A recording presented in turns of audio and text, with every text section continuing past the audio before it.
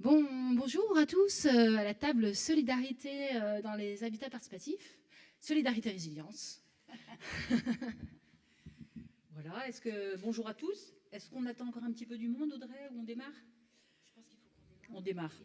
On démarre. Alors, oui. La solidarité, un mot évoqué dans de nombreuses circonstances. Dans le cadre de l'habitat participatif, il se teinte de nombreuses résonances que nous souhaitons vous partager au travers de cette table ronde. Les interactions du voisinage, d'une part, et puis la présence des espaces communs, d'autre part, qui sont le terreau à l'émergence d'actes de solidarité. Et puis la résilience, un mot qui est courant aussi à l'heure actuelle, mais qu'en est-il de son lien avec l'habitat participatif? Alors on peut se pencher rapidement sur la définition. En physique, je pense à Jean-Louis, c'est lui qui m'y a fait penser, l'aptitude d'un corps à résister aux pressions et à reprendre sa structure initiale. Bon, d'accord. D'un point de vue étymologique, ça vient du latin ressauter. Et d'un point de vue, selon Boris Cyrulnik, non pas ressauter à la même place, comme si rien ne s'était passé, mais ressauter un petit peu à côté pour continuer d'avancer. Et cette définition nous va bien au regard de l'habitat participatif.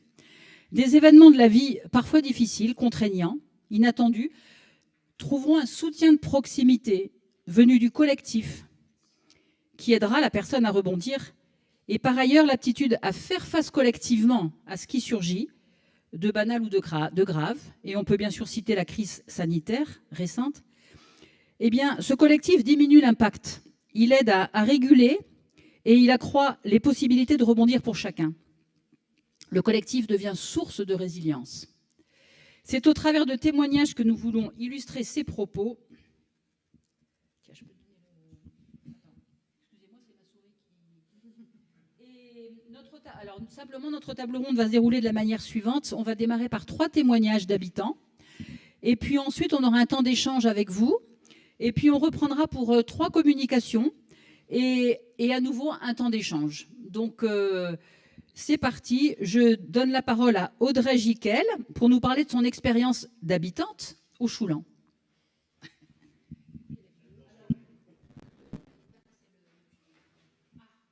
Bon, j'avais prévu une vidéo, mais tant pis, il n'y aura pas la vidéo. Donc Audrey Giquel, donc je suis habitante au Choulan, un habitat participatif au nord de Lyon.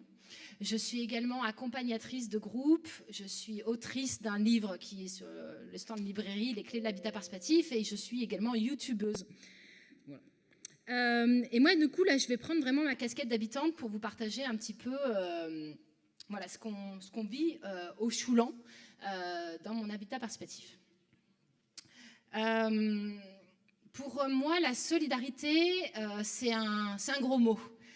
C'est un mot en fait qui n'a pas vraiment de réalité parce qu'en fait on est solidaire naturellement. Je trouve que quand on entend le mot solidaire, on a l'impression d'un acte actif, alors qu'en fait en habitat participatif, la solidarité c'est quelque chose de passif, c'est quelque chose que l'on vit naturellement. Moi, je suis donc dans un habitat participatif où on est 7 foyers, on est 11 adultes et 6 enfants. Il faut que je le... Comme ça, je le colle. Je le colle comme ça. Comme ça, ça va? Comme ça, c'est bien? Oui, donc je vais vous donner quelques exemples pour vous montrer un peu le type de solidarité passive dont je vous parlais. Mais j'ai un cohabitant, par exemple, qui est malvoyant, qui se débrouille très très bien tout seul, qui est parfaitement autonome dans le quotidien, mais qui a Il y a des petites choses de la vie quotidienne qui sont difficiles pour lui. Et en particulier, quand il vient de recevoir du courrier, s'il veut savoir de qui ça vient, voilà, de quoi ça parle, il faut qu'il mette un agrandisseur. C'est un peu compliqué. Et du coup, voilà, ça arrive très souvent qu'il nous donne son courrier en disant ça vient de qui, c'est quoi, tu peux me dire. Et c'est absolument pas contraignant pour nous que de lui dire ça. Et voilà, c'est un des premiers actes de solidarité. Après, il y a des accidents de la vie, ça arrive à tout le monde. Nous, on a eu par exemple quelqu'un qui a eu un accident de vélo. C'était pas grand-chose. Il s'est fait mal aux 2 poignets. Sauf que pendant 1 mois, il n'a pas pu faire la vaisselle, il n'a pas pu cuisiner, il n'a pas pu lancer sa lessive. Et donc, voilà, dans l'habitat participatif, il a trouvé des personnes pour le soutenir dans ses petits actes du quotidien. Alors, on lui a bien fait comprendre que quand il serait guéri, il aurait 1 mois de vaisselle devant lui. Mais voilà, du coup, c'est des petits actes comme ça. Et puis, il y a également vraiment des moments où on est vraiment en difficulté. Moi, j'ai vécu un moment où j'étais en très grande difficulté. J'ai eu mon fils à 3 semaines qui a fait une bronchiolite. Et on a décidé en pleine nuit, à 5 heures du matin, de l'emmener à l'hôpital. Et moi, j'avais ma grande qui dormait dans la pièce d'à côté. Et en pleine nuit, j'ai appelé ma cohabitante pour qu'elle vienne dans mon lit, assurer en fait le réveil de ma fille aînée et la prendre en charge pour que je puisse aller à l'hôpital avec mon petit. Et ça, c'était un vrai soulagement. Donc à 5 heures du matin, il faut vous imaginer, à 5 heures du matin, je l'ai appelée en pleine nuit, elle est venue en pyjama se coucher dans mon lit pour pouvoir assurer le suivi de ma fille. Et je savais que derrière, tout le collectif serait là pour prendre en charge ma fille. Et ça, c'est un vrai soulagement. Et pour moi, la solidarité, elle vient vraiment du fait que je suis entourée dans mon quotidien de personnes sur qui je peux compter. C'est pas des amis, c'est pas des potes, on n'est pas une bande de potes, mais c'est des gens sur qui je peux compter. Et ça, c'est essentiel. Et ça me permet d'avoir une sécurité dans ma vie qui est énorme. Et du coup, ça permet d'autres choses. Ça permet d'aller plus loin. Ça permet, par exemple, en période de crise sanitaire, d'avoir une organisation en interne. Ça permet de faire un truc. Alors, je vais vous faire le schéma, enfin le mouvement, parce que j'adore ce mouvement. Quand a démarré donc le premier confinement en mars, on avait tous des niveaux différents de connaissances, des niveaux différents de peur. Et en fait, dans le groupe, ça a fait ça. En fait, on a encaissé la peur. On a à la fois partagé nos différentes connaissances, encaissé nos peurs, partagé nos peurs, et ça a permis en fait à chacun de se sentir entendu et voilà, d'apaiser ça à son niveau de peur. On a pris on a mis en place un certain nombre de mesures. Donc on a complètement réorganisé le collectif. On s'est organisé pour se refermer complètement sur nous. Faire en sorte que les 2 premières semaines, on faisait super attention entre nous, puis quand on a vu que le Covid n'était pas à l'intérieur, complètement se fermer de l'extérieur.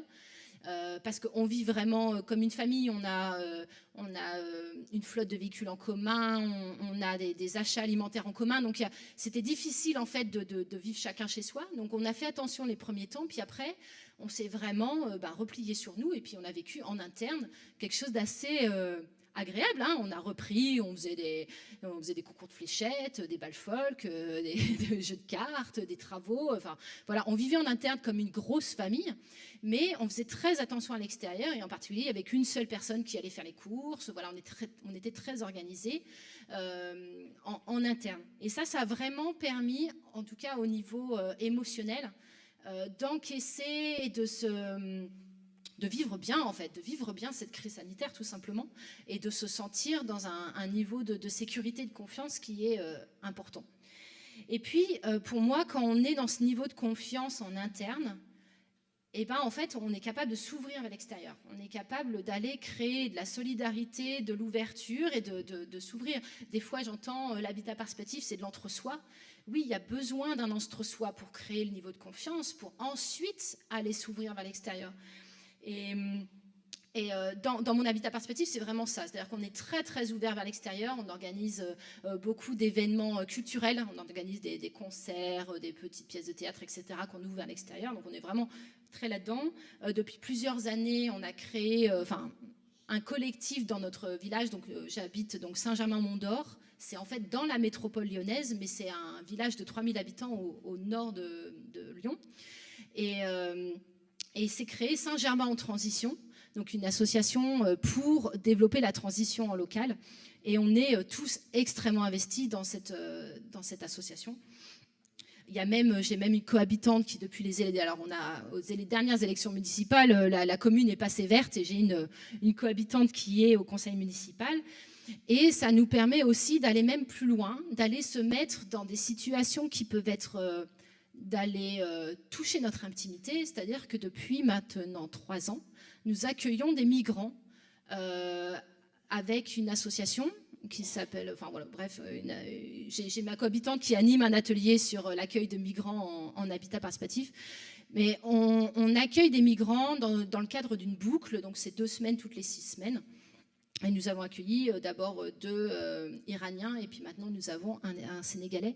Et ça, c'est vraiment quelque chose qui est possible parce que notre collectif est vraiment solide. Notre collectif est vraiment assis sur un niveau de confiance très fort et on est en mesure de s'ouvrir à l'extérieur et d'accueillir dans des conditions qui sont vraiment... Voilà, c'est vraiment le collectif qui accueille. Alors, on accueille évidemment dans des chambres d'amis. Ça peut paraître plus facile qu'un collectif, qu'une famille qui accueille dans son salon. Mais c'est quand même quelque chose qui peut paraître envahissant. Et voilà, du coup, on le fait, on avance, on est porté par des personnes qui portent ce projet plus précisément. Et voilà, moi, je ressens en tout cas ce côté, pour rejoindre la thématique de cette plénière, ce mouvement qui est d'abord interne sur augmenter le niveau de confiance, notre résilience interne, et après l'ouverture vers l'extérieur et vers la résilience à la fois du village, de la ville, du quartier, et une certaine il y a une capacité de s'ouvrir et d'accueillir l'extérieur. Voilà. Merci beaucoup Audrey. Je peux passer le micro à Myriam. Donc Myriam qui habite dans l'habitat participatif des Boisets du Caire. Je vais laisser présenter juste après Myriam. Mais j'invite nous les participants à se mettre premièrement parce qu'il va y avoir une projection. Tu as gâché mon effet de surprise.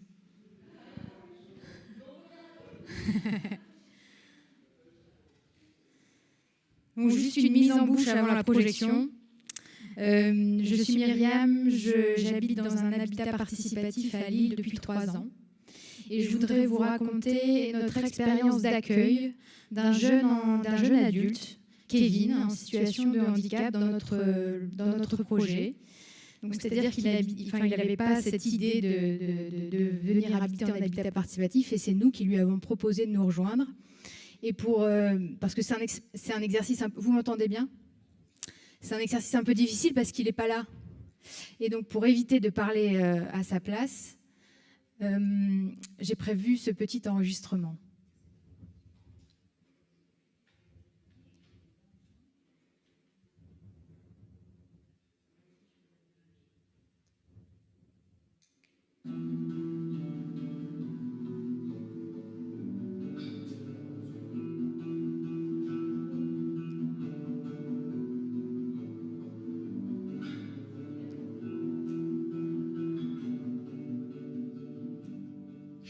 J'ai 28 ans, j'habite ici depuis 2 ans.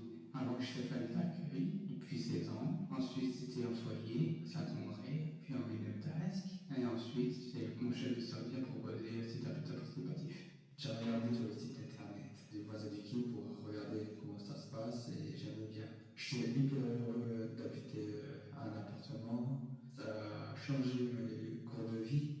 Donc, je sais qu'il y a des voisins près de moi pour m'épauler un petit peu. Voilà, je me sens chez moi à l'aise. On peut faire des sorties aussi ou autre chose. Habiter chez Madame Duquet, ça m'aide à être moins isolé. Tous les matins, je dis bonjour à tous les voisins. C'est réveillé, bien sûr. Et de temps en temps, je prends du café avec eux. Je participe aux séances jardinage ou journées de travaux. Chaque mois, on a un nettoyage travaux, nettoyage de la coursive, nettoyage de l'escalier, le salon, rangement de vélo, tout ça. Si de temps en temps, des travaux avec compost ou on a un plénière chaque début de mois pour discuter des fonctionnements. Je prépare le café pour 9h30, on déjeune de toute façon. Ensuite, 50 mois, je fais le métro du temps. Il y a des temps impartis à respecter. J'attends que mon téléphone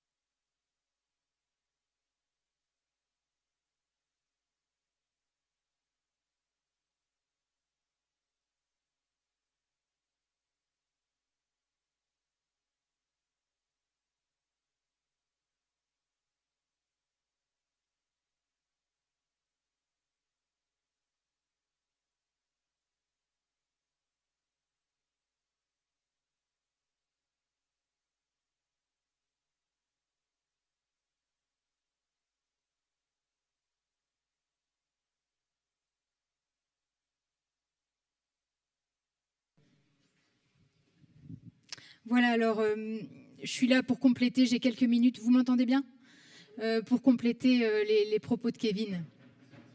Donc historiquement, on est un projet qui porte cette idée de faire quelque chose de mixte socialement. Et donc on est une opération de 11 logements. Et on a été chercher un bailleur social qui a porté l'opération. Et ce sont les habitants qui ont conçu leur logement, conçu les espaces partagés et qui ont... Vous avez aimé? On recommence. Et voilà, donc c'est les habitants qui ont choisi le statut qui convenait à leurs revenus. Donc il y a 8 accédants, PSLA pour ceux qui connaissent le terme, et puis il y a deux locataires.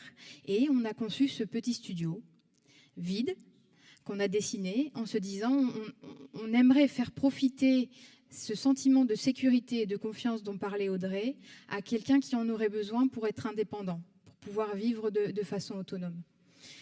Et c'est comme ça qu'on a rencontré Kevin, en se rapprochant d'une association qui s'appelle les Papillons Blancs et qui accompagne les personnes en situation de handicap mental. Alors, j'ai un message à faire passer, un message d'encouragement. Et puis aussi, j'aimerais partager avec vous quelques questions que ça pose quand on a ce projet en habitat participatif. Le message d'encouragement, c'est pour dire que nous, on est très contents. Pour nous, c'est une très belle rencontre. Et Kevin... je ne voulais pas parler à sa place, mais a l'air de dire qu'il est content aussi. Ce qui marche bien, c'est son implication dans le groupe, sa participation, qui révèle un peu le fait que Kevin a réussi à prendre sa place.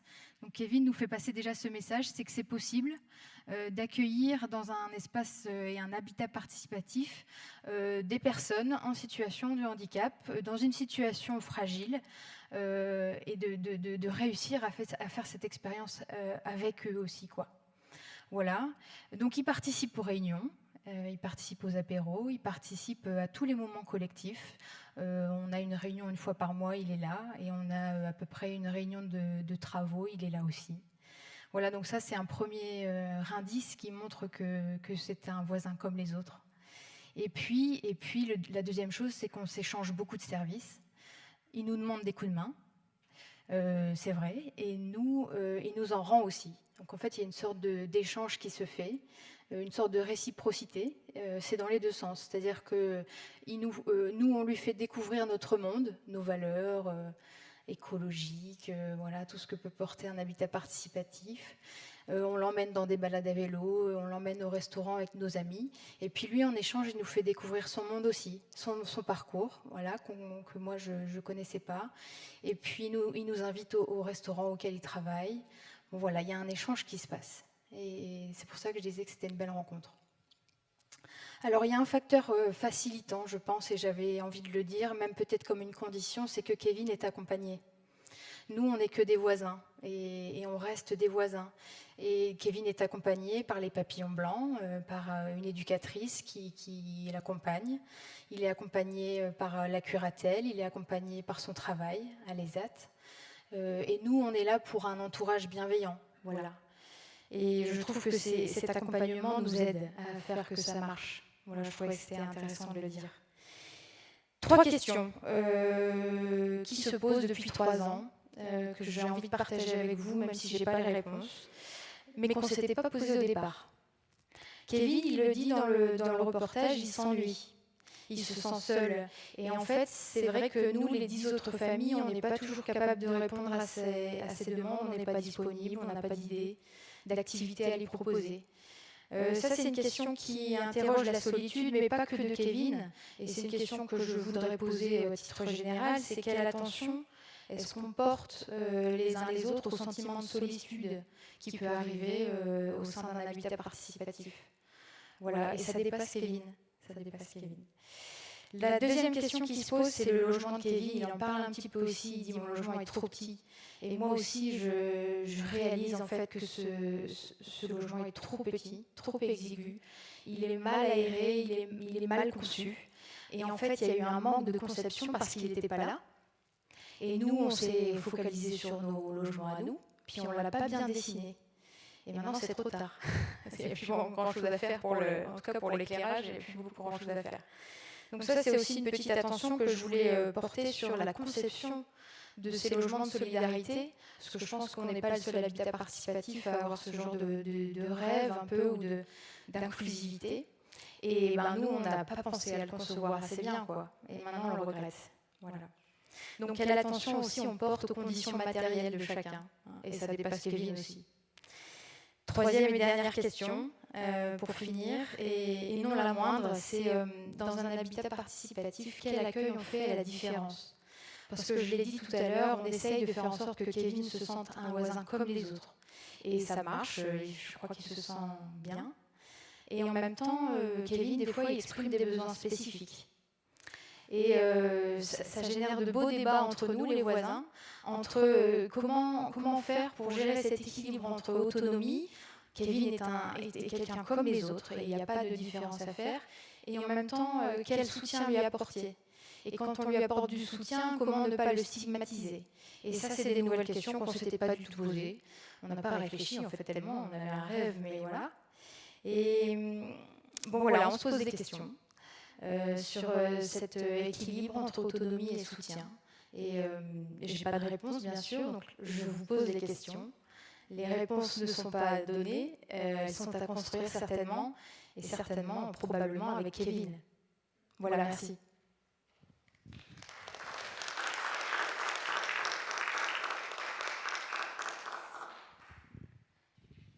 Merci beaucoup, Myriam. Donc je passe le micro à Cécile Vialon. Excusez-moi du décalage des slides, parce que sinon, si je revenais sur le nom de Myriam, ça relançait la vidéo. Donc vous avez eu le nom en décalage, Myriam Penquin, des voisins du quai, à Lille. Et donc maintenant, Cécile Vialon de la Viorne. Oui, donc bonjour, je m'appelle Cécile Vialon, j'habite dans l'habitat groupé autogéré de la Viorne depuis 1985. C'est un habitat né d'un rêve en juin 1979, il y a donc 42 ans. Plusieurs familles de Villefontaine qui se connaissaient, soit parce qu'elles étaient amies, soit parce qu'elles côtoyaient dans les associations locales, ont fait le constat suivant. Dans nos quartiers, nos lotissements et nos immeubles, chacun vit chez soi en ignorant ses voisins. Ne serait-il pas possible d'envisager un habitat où les rencontres avec les familles proches seraient facilitées? Le groupe a décidé d'adresser une lettre à 3 offices d'HLM avec une question simple et audacieuse. Accepteriez-vous de construire et louer à des familles un habitat dont la conception générale et les appartements seraient totalement conçus par elles? Les HLM de Voiron et de Terre-Froide ont répondu positivement, car le directeur voyait dans l'habitat groupé le seul moyen de développer une vie sociale intermédiaire. Pour moi donc, ce désir de vivre groupé en bonne entente avec ses voisins et par là même de développer une vie sociale intermédiaire nous a conduit à de la solidarité et de la résilience. Alors, je donne des exemples. Ainsi, la salle commune, destinée aux réunions familiales et aux activités associatives des habitants, a vu des actions solidaires. L'un des couples qui avait établi un lien de solidarité avec des Boliviens a sollicité le groupe pour pouvoir accueillir 3 Boliviens quelques jours dans la salle commune. Un autre a demandé un hébergement de 2 semaines pour une jeune femme en rupture conjugale. Le désir de permettre aux enfants de connaître d'autres parents et enfants que les leurs a renforcé les rapports d'entraide, garde et loisirs collectifs pour eux et pour nous les adultes. Il est donc devenu naturel de se garder les enfants pour ne pas les laisser seuls, de partager les événements de la vie, naissance, mariage, décès, anniversaire. Un couple a adopté 3 enfants à l'étranger. Plus tard, pour une femme seule, la vie dans l'habitat lui a permis de vivre son projet d'adoption de manière plus sereine. Une autre confirme qu'elle a choisi de venir parce qu'elle a compris qu'elle trouverait un environnement bienveillant, parce qu'elle élève seule ses 2 filles adolescentes et qu'elle ne serait pas isolée. Donc c'est 15 ans après avoir vécu ceci que je mesure que ce sont des attitudes de solidarité. Si la résilience, c'est de faire face au mieux à des situations imprévues, elle se manifeste dans la capacité du groupe à prendre en main ensemble les difficultés de la vie, ce qu'elle a dit un peu Audrey. Ainsi, une des habitantes est décédée en quelques mois d'une tumeur au cerveau à l'âge de 48 ans. Son compagnon explique que le soutien que lui a apporté dans cette épreuve, le groupe, a été très important pour lui. Donc, en fait, mon témoignage, c'est pour montrer qu'on n'a pas écrit dans nos objectifs solidarité et résilience, mais que la vie de groupe, Audrey dit passif, moi je dirais plutôt actif, conduit à ça. S'il n'y a pas ces partages-là au moment où les choses arrivent, c'est quand même qu'il n'y a pas vraiment un groupe, quoi. Voilà, donc mon témoignage il est court et j'ai pris différents aspects de la vie du groupe sur 37 ans. Voilà.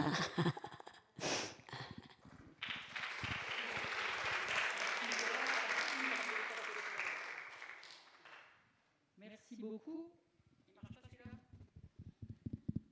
Merci beaucoup, Cécile.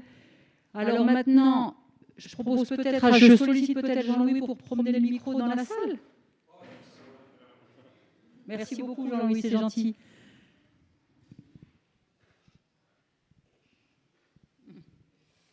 Merci. Dominique, pour retirer une masque.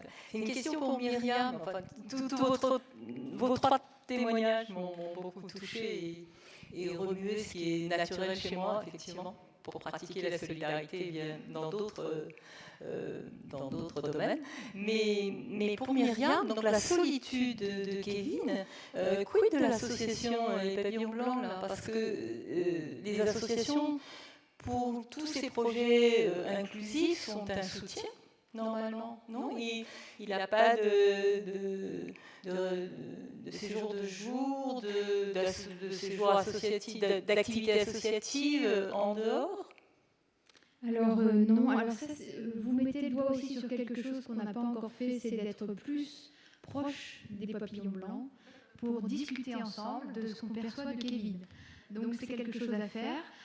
Ça me permet aussi de rebondir sur cette idée que la solidarité est naturelle. Moi j'aime bien aussi, c'est pour ça que je vous ai posé des questions, dire qu'on a fait tout ça sans trop réfléchir, mais que ça vaut le coup quand même d'y réfléchir, quoi, de ne pas compter que sur ce côté naturel. Nous, je pense qu'il y a pas mal de choses qu'on a mal faites, en tout cas mal, c'est pas le bon mot, mais pour donner un exemple, Kevin, il vient nous demander si on pouvait faire des comptes rendus de réunions fac, faciles à lire. Alors on a réalisé que depuis 3 ans, peut-être qu'ils ne comprenaient pas tellement les comptes rendus qu'on faisait. Bon voilà, c'est des exemples de choses qui se questionnent. Et sur ce sujet, ça me donne envie de me rapprocher des papillons blancs. Oui.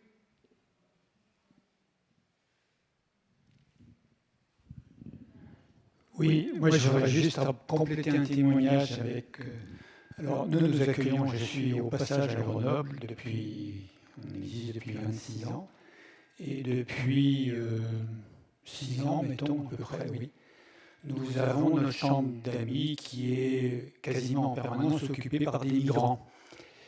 Alors, effectivement, on a travaillé avec l'association qui organise l'accueil de ces migrants, en l'occurrence sur Grenoble, elle s'appelle Welcome.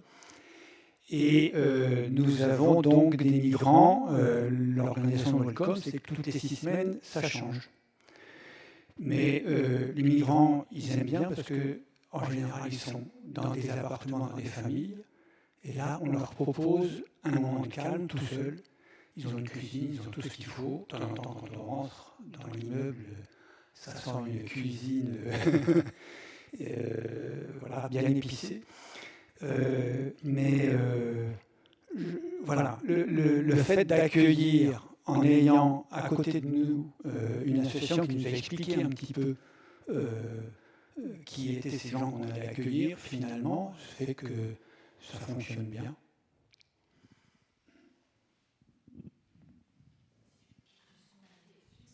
sur la notion d'accueil de migrants. Effectivement, moi j'ai dit qu'on passait par une association, on passe par l'Ouvre-Porte, et tout l'accompagnement de la paperasse de ces personnes, ça rejoint ce que tu disais, c'est-à-dire que nous ne sommes que des voisins qui accueillons, qui soutenons sur l'hébergement, mais nous ne sommes absolument pas là pour aider les migrants à faire toute la paperasse pour avoir des papiers, et c'est pas notre rôle, et c'est pour ça que c'est important de passer par une association, c'est que chacun son rôle, et ça deviendrait trop lourd que de prendre en charge voilà, toutes ces démarches, parce que c'est des démarches qui sont complexes.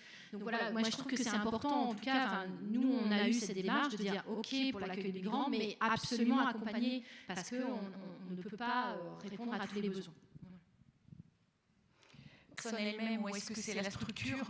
Parce que nous, on est en train de voir avec Habitat Humanisme, et je ne vois pas quel avantage, quel inconvénient il y a à passer par la structure ou par la personne directement. Pourtant, je suis sûre que ça a une importance. Alors, j'aimerais bien savoir...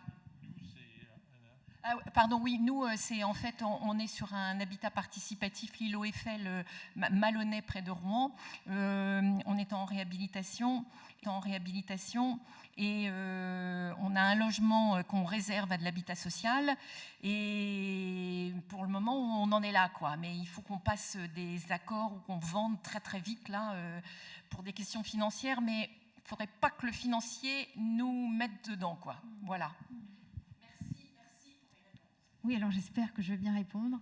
Alors on a aussi hésité, puisqu'on a d'abord pensé le dispositif, ça s'appelle PLAI, quand on travaille avec un bailleur social. Donc c'est un dispositif qui aide à construire ce genre de logement, et où le loyer est modéré, voilà, est plafonné.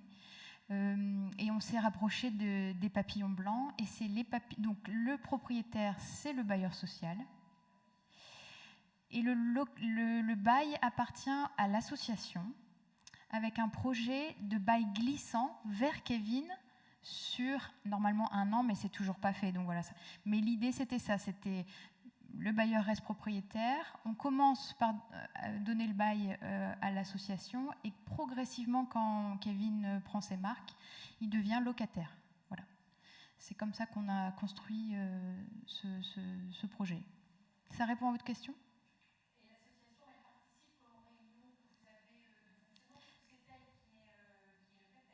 Ben non, je crois que ça rejoint un peu ce manque sur lequel on a mis le doigt, mais c'est un rapprochement qu'on doit faire, ouais, qui serait utile. Ouais. Oui, bonjour, je ne peux pas témoigner de l'habitat participatif. Je gère un bureau d'études spécialisé dans l'accompagnement des copropriétés classiques en difficulté. J'aurais 2 questions. Une question qui n'a pas de rapport avec mon activité, qui est tout simplement... vous avez commencé à parler d'expériences qui sont déjà anciennes. Et malheureusement de situations de fin de vie, avez-vous des expériences, des retours sur la question des héritages, des successeurs, du très long terme? Ça, c'est la première question. La deuxième question, qui est directement liée à mon activité, bon, je reconnais avec une honte et une modestie que j'ai découvert, malheureusement, la taille minuscule, actuellement encore en France, de l'habitat participatif. 9000 logements. Très, très petit. Donc, la question que je vais poser va sembler hors de proportion avec votre... actuellement, mais j'ai vu qu'il y avait heureusement plusieurs dizaines de milliers de copropriétaires se trouvent devoir, pour des raisons financières, sortir de leur statut. Et est-ce que vous pensez qu'à terme, alors à plus long terme que je l'aurais espéré, le mouvement de l'habitat participatif peut être une solution pour certaines de ces familles qui subissent un triple déclassement, triple traumatisme financier, je passerai dessus, de statut. Ils étaient propriétaires même dans des conditions épouvantables, et ils ne le sont plus. Et je dirais de déménagement, de déracinement, puisqu'ils doivent quitter leur logement. Et donc, on pourrait imaginer qu'une des solutions pour ces familles soit un passage ou un atterrissage en quelque sorte dans des expériences de ce type. Ouais. Moi, je veux bien répondre sur la question des successions déjà rapidement, parce que j'ai l'expérience de mon habitat puis des groupes que j'accompagne. En général, la succession, elle se fait avec un héritage. Enfin, ça dépend si on est locataire ou propriétaire, évidemment. Mais si on est sur un statut plutôt propriétaire, SCI, SCIA, il y a un transfert de la valeur du logement. Mais par contre, si la personne veut habiter dans l'habitat, elle doit être acceptée par le collectif. Voilà, c'est très souvent la manière dont c'est géré. Après, sur les aspects locataires, j'ai envie de dire, voilà, la question se pose moins. Sur la question du fait que l'habitat participatif est qu'une petite partie, pour moi, j'ai pas l'impression que l'habitat participatif soit adapté à tout le monde. Mais par contre, j'ai l'impression que ça inspire beaucoup de monde.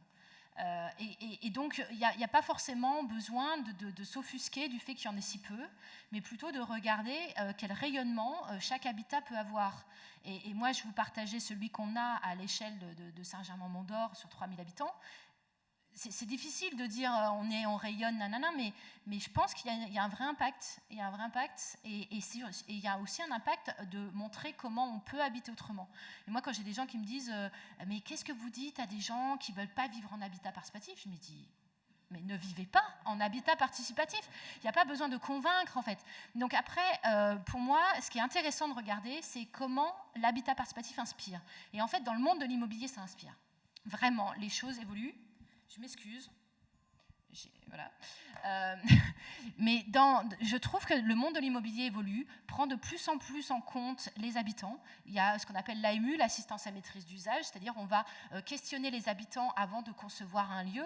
Donc on ne donne pas aux habitants la possibilité de décider de tout, mais on va les consulter. Et ça devient vraiment quelque chose qui évolue et le monde de l'immobilier, je trouve, évolue. Et il y a plein d'initiatives, il y a plein de choses voilà, qu'on peut condamner. Hein. Il y a aussi des promoteurs qui font du greenwashing en disant qu'ils font de l'habitat participatif, mais en tout cas, c'est des choses qui évoluent. Donc moi, je ne m'offusque pas du fait qu'il y a encore un petit nombre, parce que l'habitat participatif,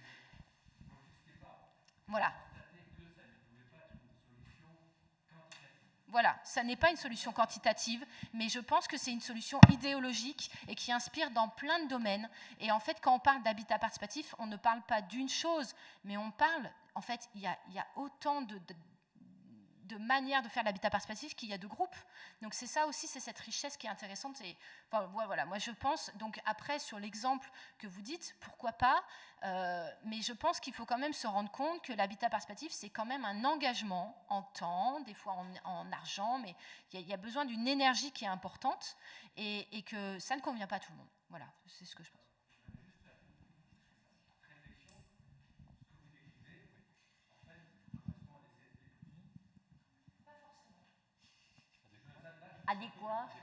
Adéquat. Ah ouais. Attends, on ne comprenait pas ce qu'il disait. Moi, je voulais...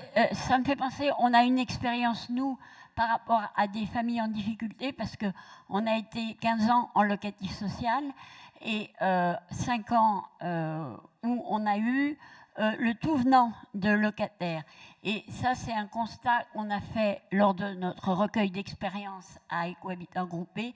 Dans un groupe de 10 à 15 familles, s'il y a 3-4 familles qui sont, 2 même, familles en difficulté, on arrive à parler avec elles, à les aider à résoudre le problème, mais pas plus. Après, on ne peut pas remplacer ce qui existe dans la vie pour les aider. Et puis, je pense que Pierre-Yves peut dire que les copropriétés sont en train d'évoluer et qu'il est possible, peut-être, ça c'est une hypothèse que je fais, de redonner à ces personnes-là le goût de décider elles-mêmes de ce qu'elles veulent pour leur logement et leur copropriété. Moi, je pense que c'est possible à condition que ce ne soit pas 100, 200, 300 logements, quoi. Il faut que ce soit des petites unités. Voilà, je ne sais pas si... Bah oui, je crois qu'il va falloir... Une dernière question. J'en ai 4. Groupe de télégroupés. Répondre sur la question du CSP+. Oui, voilà, donc Valérie Coussinet, je suis élue en charge de l'habitat participatif à la ville de Nantes. Et je voudrais justement vous répondre, je ne suis absolument pas d'accord avec vous sur le fait, sur ce que vous dites que c'est réservé à des catégories socio-professionnelles. Non, pas du tout, parce qu'aujourd'hui, on fait de l'habitat participatif à la fois dans du locatif, et notamment on a un programme qui a été initié par un bailleur social et qui est loué à des personnes qui répondent aux critères de logements sociaux. Donc voilà, on va avoir une copropriété entière d'habitants locatifs sociaux. Et d'autre part, on essaye aussi le plus possible de créer avec les bailleurs sociaux aussi et les promoteurs des logements en type PSLA ou voilà, en accession abordable. C'est le terme que je cherchais. Peut-être, Jean-Louis, peut-on enchaîner les 3 questions? Comme ça, on va voir si des choses se recoupent. Enchaîner les questions et on enchaînera 10 secondes. Question pour Audrey Giquel. Vous avez parlé de solidarité passive, donc qui sort naturellement quand, dans un projet participatif. Dans votre expérience, vous avez trouvé des contre-exemples, des situations où, malgré l'engagement des habitants, après il y a eu des freins, des limites de leur part pour venir ensemble et développer un projet ensemble. Et de quoi ça parle donc en termes de limites possibles? On enchaîne les questions, si tu veux bien, Jean-Louis, et on enchaînera les réponses. Oui. Alors, moi, je vais essayer d'être très rapide, mais quand même dire 2 choses. Il y a une chose au niveau de la résilience dont on n'a pas parlé et qui, je crois, existe beaucoup dans les groupes participatifs. C'est l'aspect créatif et que ça aussi c'est un sacré facteur de résilience, donc ça je voulais simplement le rappeler. Et puis revenir sur ce que disait Myriam avec Kevin. Je fais partie d'un groupe en construction, on n'habite pas encore, on construit comme on peut, et on a eu des candidats habitants dont le projet était pas mal construit et qui nous intéressait vraiment beaucoup. C'était une famille qui avait un fils jeune adulte aussi, qu'ils auraient souhaité autonomiser. Et ils s'étaient dit qu'ils pouvaient prendre un appartement pour la famille et un T2 pour le fils, au moins pendant quelques années, le temps que le fils soit autonome. Et puis, il y a eu des problèmes familiaux tout à fait indépendants et ça a capoté. Et on était assez tristes que ça capote. Voilà. Pierre-Yves, je peux confirmer ce qui a été dit sur les questions d'accueil des migrants et autres. Et ce qui m'est arrivé à moi, j'ai perdu mon épouse et je suis devenu veuf. Et effectivement, le fait d'avoir un voisinage bienveillant, qui savait être distant et proche à la fois, a été extrêmement... j'ai été étonné moi-même. Et donc effectivement, on découvre ce type de qualité qui est très importante. Et je voulais, de façon plus générale, insister sur le fait qu'on a du mal à situer l'habitat participatif, parce que souvent, dans notre environnement, notamment pour l'accueil de personnes vulnérables ou autres, on voit l'établissement en petit. C'est-à-dire que, comme beaucoup de prises en charge sont faites de façon un peu techno, eh bien, on s'aperçoit qu'effectivement, c'est profitable que des personnes fragiles se trouvent dans un environnement humain, avec des prénoms. Et donc, on voit le dessus, si on veut, s'intéresser à l'habitat participatif. Et puis, on a un autre mouvement qui est, on voit la famille en grand. C'est-à-dire beaucoup de choses qu'on ferait pour son neveu, sa tante et tout ça, finalement, on le fait aussi pour son voisin, parce qu'on se décarcasse. Et en fait, on retrouve, et c'est ça qui paraît étonnant, c'est qu'on retrouve des traditions qui ont été bien évoquées ce matin, les béguinages, les communautés paisibles, les frairies, et même les cités castors, souvent, ont eu des fortes solidarités alors que ce n'était pas calculé au départ.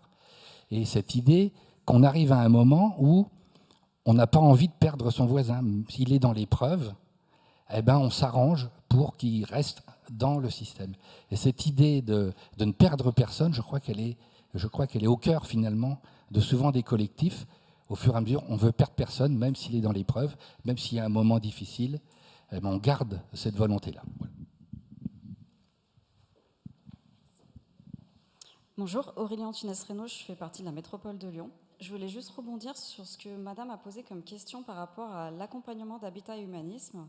Je suis assez étonnée qu'ils ne vous proposent pas un PLAI adapté, qui répondrait certainement à ce que vous attendez, puisque vous cherchez apparemment à louer à des personnes en situation de handicap ou en situation difficile. Habitat Humanisme le fait très régulièrement, puisque je suis bien placée pour le savoir, c'est nous qui leur signons leur PLAI. Donc je pense qu'il faut vous rapprocher clairement d'Habitat Humanisme pour effectivement voir avec eux pour pouvoir louer votre appartement et qu'ils en soient propriétaires, puisqu'ils le font souvent. Ils achètent un appartement, ils le rénovent, c'est ce qu'on appelle l'acquisition-amélioration et ils le font. Et en plus, ils ont des subventions pour ça. Merci beaucoup pour cette réponse.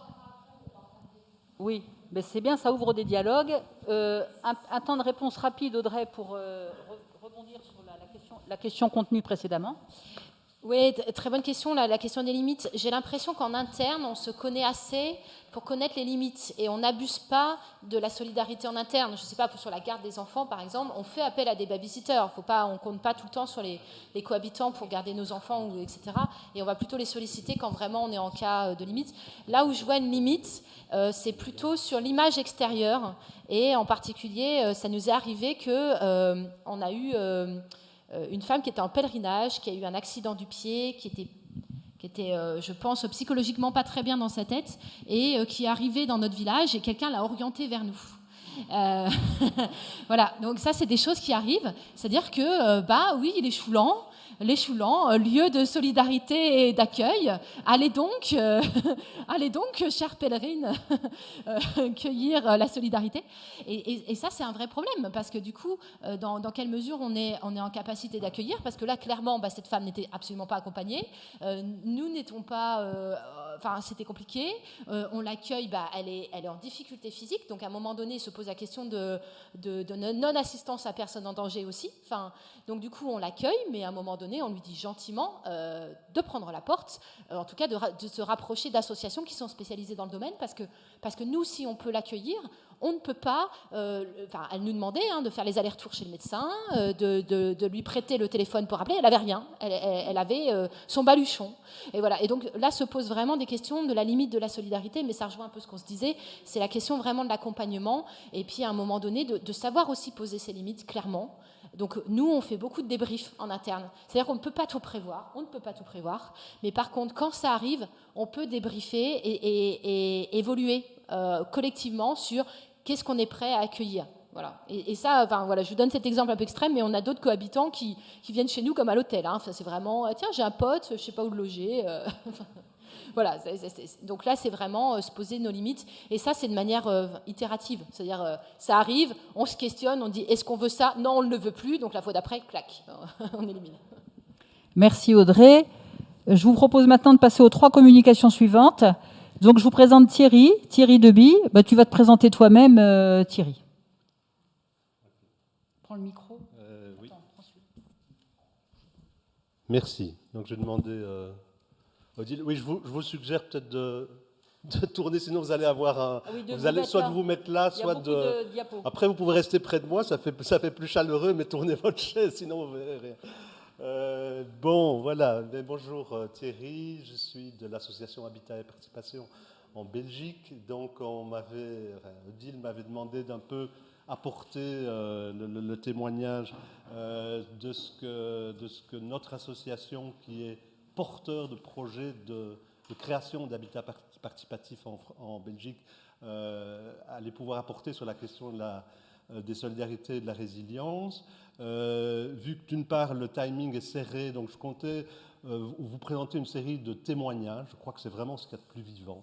On l'a entendu avec Myriam, avec Cécile. Et donc il y a une partie plus lien avec le théorique. Je verrai si j'ai le temps. En tout cas, sur la solidarité, oui. Sur la résilience, c'est encore un domaine très large. Peut-être qu'Olivier pourra enchaîner, parce que je vais sans doute devoir raccourcir mon intervention. Donc, voilà. Alors, le menu, oui, donc simplement, c'est vous dire un petit peu de ce que je vais vous présenter. Mais donc, je vais raccourcir certaines parties en parlant d'abord, bien sûr, de la solidarité et puis en passant à la résilience, avec un petit passage sur ce que la crise du Covid a fait, en particulier dans les témoignages qu'on a faits.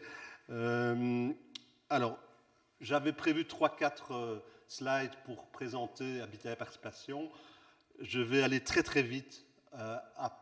Retenez juste qu'on existe depuis plus de 40 ans maintenant, que notre rôle, enfin, on travaille sur plein de choses avec des partenaires comme Urbain Monde et comme que certains d'entre vous connaissent, etc., à plein de niveaux, dont notamment des partenaires français. Je ne vais pas être trop long, et donc mon rôle plus particulier, c'est d'être ce terme barbare, je crois que c'est un belgicisme, de facilitateur.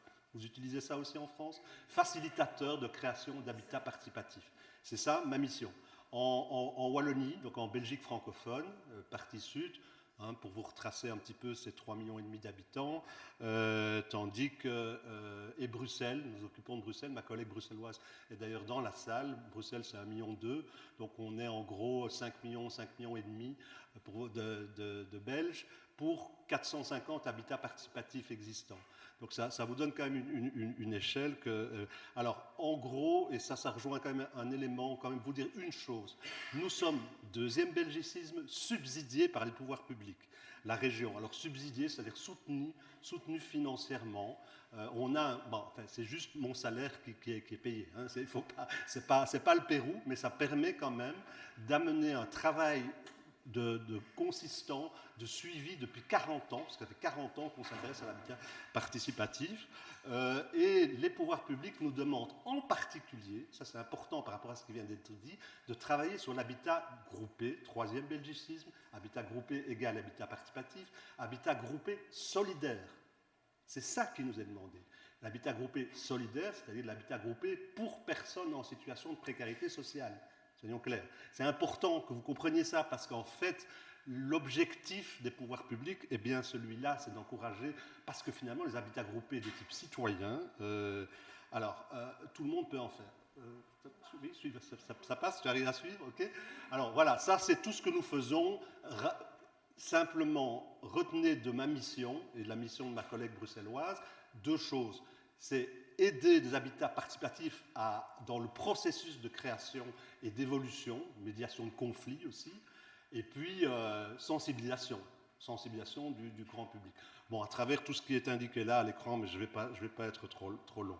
On a un site internet avec un forum de petites annonces, avec 23 000 visites par semaine quand même, sur les petites annonces, dans lesquelles il y a beaucoup de colocations, etc. Enfin, c'est juste pour vous dire qu'il y a un brassage autour de l'habitat participatif, et ça répond un petit peu à ce que vous disiez, c'est-à-dire que l'habitat participatif lui-même, 450 sur les 5,5 millions de Belges, c'est sans doute un peu plus en termes de proportion, mais ça reste une goutte d'eau. Mais à côté de ça, il y a des tas de phénomènes, des colocations solidaires, donc, etc., dans des villes qui sont en train d'exploser complètement. Et c'est ça qu'on voit sur notre site, essentiellement, plus que 4 familles qui achètent un terrain et qui construisent et qui autogèrent ensemble. Alors, voilà la carte de la Wallonie et de la Belgique francophone. Voilà, ils n'y sont pas tous, hein, là il y en a à peu près 120. Pourquoi? Parce qu'il y en a 300 simplement qui ne souhaitent pas parce qu'ils n'ont pas spécialement envie qu'on vienne leur rendre visite tous les jours. On en a compté à peu près 450, il y en a sans doute un peu plus, comme faire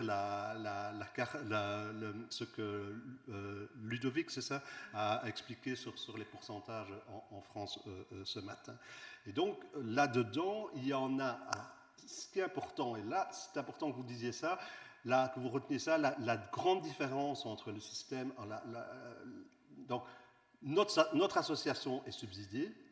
Par contre, aucun de ces habitats groupés ne reçoit de subside. C'est-à-dire que ce sont, pour 70%, des habitats groupés citoyens, autonomes, créés par citoyenneté, autogérés. Et donc, le modèle bailleur social, partenariat bailleur social, c'est 2 bailleurs sociaux en Belgique qui sont intéressés. Et donc, enfin, c'est juste une réflexion, ce qui nous éloigne un petit peu, mais c'est est-ce que le fait d'être soutenu financièrement et de passer des partenariats avec l'État, la région, les départements, etc., les collectivités, est-ce vraiment une solution?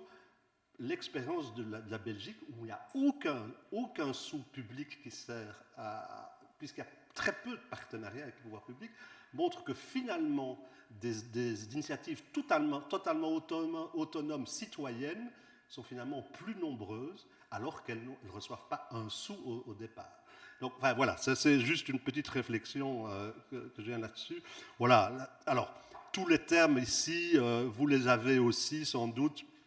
Je ne rentre pas là-dedans, c'était juste pour montrer que ça explique un petit peu ce que j'ai dit, c'est qu'en fait l'habitat groupé est en train de s'élargir dans des tas, c'est ce que déjà l'habitat participatif, l'habitat groupé, c'est déjà pas tout à fait la même chose, même si pour moi c'est la même chose, mais à côté de ça, vous voyez qu'on aboutit de plus en plus vers une logique d'éco-quartier, éco-hameau, éco-village, et donc avec des collectivités, des relations au quartier qui sont évidemment importantes. Alors j'en viens maintenant, parce que je ne vais pas être trop long, sur le thème central.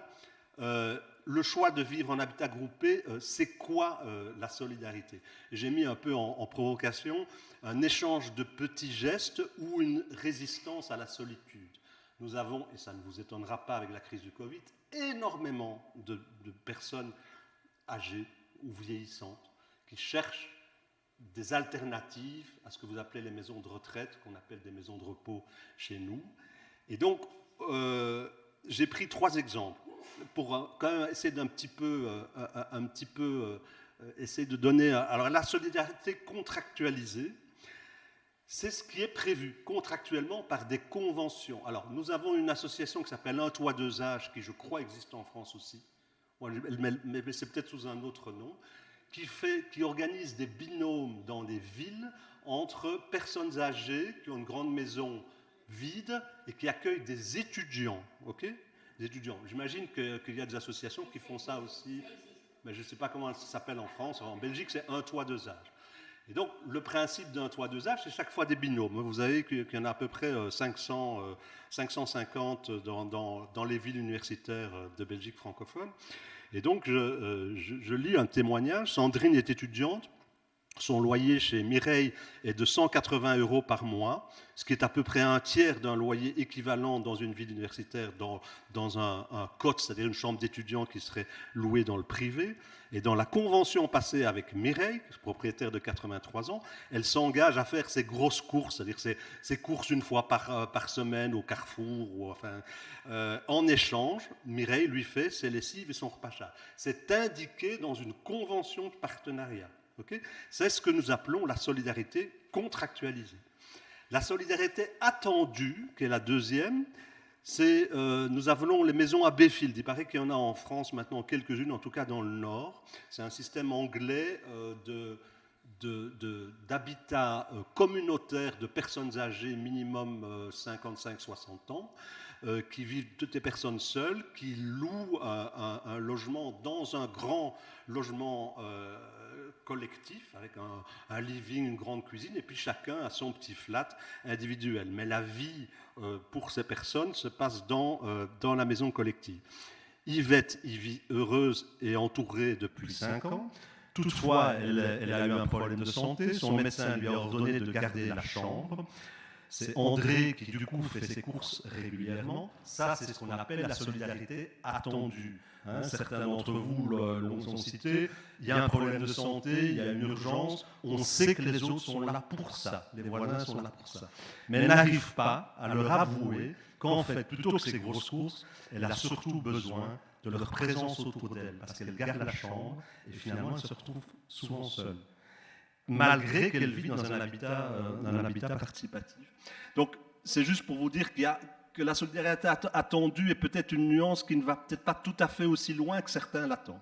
Et troisième, c'est la solidarité spontanée. Je prends l'exemple du chemin de traverse. Paul, qui accueille des personnes libérées de prison, qui sont en liberté conditionnée. Paul est libéré depuis 6 mois. Il y vit à chemin de traverse, Braine-l'Alleud, près de Bruxelles, quelques mois en transit afin de se reconstruire socialement. Donc il a aujourd'hui, fatalement, il se retrouve devant toutes des portes. C'est un autre débat, mais vous savez bien, c'est toutes les difficultés des gens qui sortent de prison. Il déprime. Nathalie lui propose une tasse de café pour discuter à bâton rompu. Et Nathalie va essayer de régler un certain nombre de problèmes administratifs auxquels lui n'arrive pas à s'en sortir. Ça, c'est la solidarité qu'on appelle spontanée, c'est-à-dire que rien ne laissait prévoir que Paul allait déprimer, même si on peut s'attendre à ce que quelqu'un qui est libéré de prison, qui est intégré dans l'habitat participatif, ça ne va pas être Jojo du jour au lendemain. Ok ? Alors, je vais passer à la suivante. Oui, c'est ça. Oui, ok, parfait, merci. La ferme de Louvrange à Wavre, c'est tout près de là où sont nos bureaux à Louvain-la-Neuve. Vous avez le topo, hein, donc une grande ferme en carré, comme il y en a beaucoup dans une région très riche agricolement parlant, créée en 1978. 5 maisons unifamiliales au départ, donc 5 familles qui co-acquièrent cette ferme d'orientation chrétienne. Il y a un oratoire, une petite chapelle. Et puis actuellement, tu peux passer à la suivante, les 5 familles de départ, donc 40, ils ont fêté leurs 40 ans, sont toujours présents, mais en plus, les enfants, ces 5 familles avaient des enfants, les enfants sont partis, et tout ce que vous voyez, tu peux repasser la précédente, juste 2 secondes, oui, tout ce que vous voyez, les fenêtres de toit, qu'on appelle des Velux, ben, ce sont des petits studios qu'ils ont aménagés dans les combles pour, Audrey parlait d'accidents de vie. C'est qui vit là? Ce n'est pas des personnes en sortie de la rue. C'est des gens comme vous et moi qui ont perdu à la fois séparation du couple, perte du boulot, déprime, burn-out, machin. Voilà. C'est des gens, ça peut être vous et moi. Et c'est des personnes qui se reconstruisent et qui sont accueillies là pendant 6 mois. Alors, qu'est-ce que les habitants des 5 familles, c'est tout à fait spontané, hein, vous avez compris qu'il n'y a rien qui est organisé au départ. Qu'est-ce qu'elles apportent? Une présence bienveillante quand quelqu'un a un coup de blues, un coup de spleen. En échange, les accueillis participent au chantier collectif une fois par mois, un repas collectif, etc. Alors, autre exemple, deuxième exemple, ça je veux quand même, c'est assez touchant, c'est à Tournai, c'est un jet de pierre de Anagramme à Villeneuve d'Ascq et du nord de la France. 4 familles avec enfants qui ont créé en leur sein, donc un habitat groupé autonome, autogéré et citoyen, 2 studios d'accueil en plus de leur propre logement pour accueillir des personnes en fin de vie. Soins palliatifs, j'imagine ça existe aussi en France, les soins palliatifs, ça a le même mot, je suppose. Et donc, ce n'est pas rien, ça veut dire apprendre en habitat participatif à côtoyer la mort, à côtoyer la vie et à côtoyer la mort. Et donc, il y a juste une infirmière qui est là en cas d'urgence. Si jamais il y avait une urgence, en pleine nuit, elle peut éventuellement intervenir. Mais cette infirmière travaille en hôpital. Elle ne s'occupe pas des 2 personnes. Et ce qui est assez magnifique dans ce témoignage, c'est que donc les habitants n'ont pas de compétences médicales particulières. Ils apportent quoi? Une présence bienveillante, parce que les 2 personnes qui vivaient là, ces personnes une jeune de 25 ans, quasi orpheline, et une personne âgée, donc Alzheimer en fin de vie. Et en fait, ces 2 personnes se sont pris, qui n'avaient pas de lien de famille, se sont pris d'amitié et de solidarité l'une envers l'autre, et d'un sens de la responsabilité de la plus âgée qui a cousu les tentures pour la chambre de la plus jeune, et de la plus jeune qui avait encore l'énergie, qui avait un cancer foudroyant à 25 ans, qui avait encore l'énergie d'aller faire les courses pour la plus âgée. Et ce qui nous a beaucoup bouleversé dans ce témoignage, c'est qu'on a interviewé le médecin qui a suivi cette expérience et qui nous a dit, ces 2 personnes sont rentrées, on leur donnait 1 mois et demi à vivre. Et en fait, elles ont encore vécu quasi 2 ans. 2 ans et demi, et médicalement, moi, médecin, je suis incapable d'expliquer comment et pourquoi. Alors, ici, oui, 4-5 minutes, merci. la gestion des décisions communes dans les habitats groupés, donc une autre manière de construire les décisions communes au niveau des espaces collectifs. Là, c'est juste quelques chiffres pour dire 7 habitats groupés sur 10 déclarent vouloir utiliser des outils de démocratie profonde ou d'intelligence collective pour gérer leurs espaces collectifs, éviter de devoir voter. J'imagine que c'est des débats qui donc sociocratie, holacratie, communication non violente, etc. Et pourtant, alors on revient sur le débat sur les copropriétés, structurellement, juridiquement, c'est juste pour dire que les éléments de la juridique, et ça je pense que le système des copropriétés en Belgique comme en France est relativement le même, ben, on compte en termes de millièmes, hein, donc des tantièmes, et en fait, lorsqu'il y a une AG de copropriétaires, comme dans un immeuble à appartement, ce sont ceux qui ont plus de millièmes, qui ont plus de votes au prorata de l'importance de leur capital immobilier. C'est totalement contraire avec l'esprit de ce qu'ils souhaitent faire. Et pourtant, c'est comme ça que ça fonctionne. Dans les coopératives d'habitat, alors juste un mot pour dire que le système des coopératives en Belgique est très différent, et en gros en France, et surtout en Suisse, vous êtes beaucoup plus loin que nous sur la question des coopératives. La plupart souhaitent un mode, choisissent la coopérative justement pour que un logement, un ménage égale une voix, quel que soit le nombre de parts que les citoyens aient dans leur coopérative. Et pourtant, lorsqu'il s'agit de financer les espaces collectifs, c'est quand même ceux qui détiennent le plus de parts qui souvent viennent dire « oui, mais écoutez, on paie déjà plus de parts au départ, donc pour tel investissement dans la salle commune, etc., vous n'allez pas nous demander en plus de payer plus ». Et donc, inévitablement, c'est juste pour dire que même dans des habitats groupés très coopératifs, l'esprit, revient inévitablement la question de ben oui, mais il y a quand même mon portefeuille compte, et c'est normal, il n'y a pas à faire. Et donc, c'est très compliqué, parce que la coopérative se veut être un projet où le curseur du collectif est beaucoup plus élevé que dans une copropriété traditionnelle, mais malgré tout, on voit. Et donc, du coup, chez HEP, c'est nous, ben, on a les retours de boomerang. On voit des habitants, des ménages, des personnes seules, qui viennent, qui disent « Ah ben, je viens d'intégrer un habitat groupé, là c'était en copropriété, et moi je suis seul, et puis il faut voter parce qu'on va investir dans l'achat d'un tracteur tondeuse ou d'une faucheuse, quelque chose pour faucher la prairie, etc. Et puis, ben, ils me disent, ah ben toi tu es une unité, donc tu payes autant que nous. Et puis eux ils sont deux et ils vont utiliser deux fois plus souvent le grand prêt collectif, donc ils doivent payer 2 fois plus. Puis je leur dis, mais quoi, vous avez créé votre habitat participatif et vous n'avez pas décidé au départ comment vous alliez mettre au point le système de vote, si vote il fallait faire. C'est hallucinant. Et donc, ça vous montre que la solidarité, évidemment, est très importante, mais derrière les belles intentions, il y a inévitablement des gaps. Alors, comment concilier égalité et équité? Moi, là, c'est mon témoignage personnel. Je crois que le temps sera fini, donc je vais peut-être terminer par ça.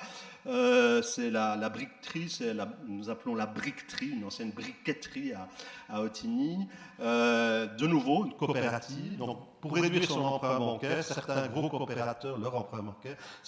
coopérateurs ont acheté plus de parts que leurs besoins pour faire bénéficier d'autres qui ont moins de moyens financiers. Ça, c'est un des gros avantages de la coopérative, vous l'avez compris. Okay? Ça permet d'acheter des parts pour une famille qui a moins d'argent au départ. Et elle de devoir s'endetter en empruntant dans un emprunt hypothécaire.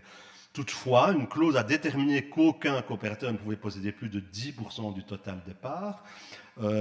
Certains coopérateurs avec peu de moyens vont du coup, alors c'est notre système, c'est pour dire comment essayer de trouver une équité. Équité n'est pas la même chose que égalité. Et l'équité, c'est donner du temps pour compenser le fait qu'on a moins d'argent. Et donc on a mis au point un système où ceux qui ont moins d'argent au départ donnent plus de temps à la fois dans des réunions, des groupes de travaux, des travaux de rénovation, des démarches administratives, et se faire payer en briques. Et puis voilà, donc après avoir cumulé plus de 50 briques, celles-ci peuvent être convertibles en parts, et donc c'est une manière d'essayer de répartir les choses. Et donc il y a aussi le facteur temps, bien sûr, sachant que, enfin ça je ne rentre pas trop dans d'autres détails, c'est qu'évidemment les premiers coopérateurs, c'est le facteur risque. Les premiers coopérateurs sont ceux qui ont pris le plus de risques, parce que c'est une aventure, c'est une société commerciale, une coopérative. Et donc il y a toujours un risque. Et donc nous avons estimé que le risque devait se payer. Donc la part va coûter plus cher pour les coopératives qui nous rejoignent les coopérateurs qui nous rejoignent ultérieurement. Je veux terminer par un témoignage, si je peux. Hein. Juste une lecture d'un témoignage. C'était ici un témoignage au niveau de la crise du Covid.